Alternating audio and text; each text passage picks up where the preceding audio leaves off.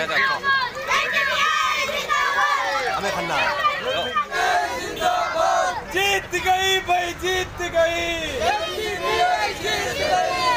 सारे कर्नाटक के अंदर आज ग्राम पंचायत में 150 सीट से ज्यादा सीट जीतने की वजह से हम खुशी का इजहार कर रहे हैं।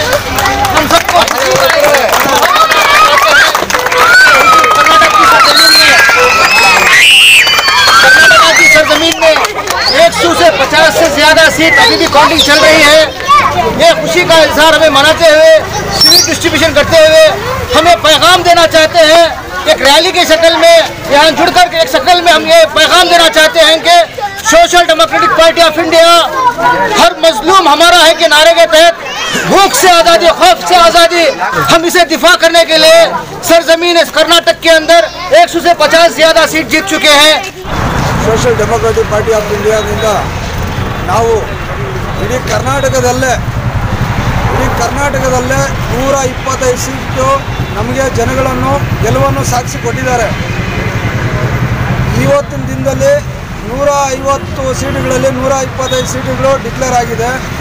ನಾವು ಏನು ಹೇಳೋದು ಇಷ್ಟೇ, ಏನು ಹೇಳಕ್ಕೆ ಇಷ್ಟಪಡ್ತಾ ಇದ್ದೀನಿ ಅಂದರೆ, ಜನಗಳು ಈಗ ಭಾರಿ ಫಸ್ಟ್ ಥರ ಇಲ್ಲ, ಮೊದಲ ಥರನೂ ಇಲ್ಲ। ಇವತ್ತಿನ ದಿನದಲ್ಲಿ ಸೋಷಲ್ ಡೆಮೋಕ್ರೆಟಿಕ್ ಪಾರ್ಟಿ ಆಫ್ ಇಂಡಿಯಾಗೆ ಜನಗಳದ್ದು ಭಾರಿ ಬೆಂಬಲ ಇದೆ।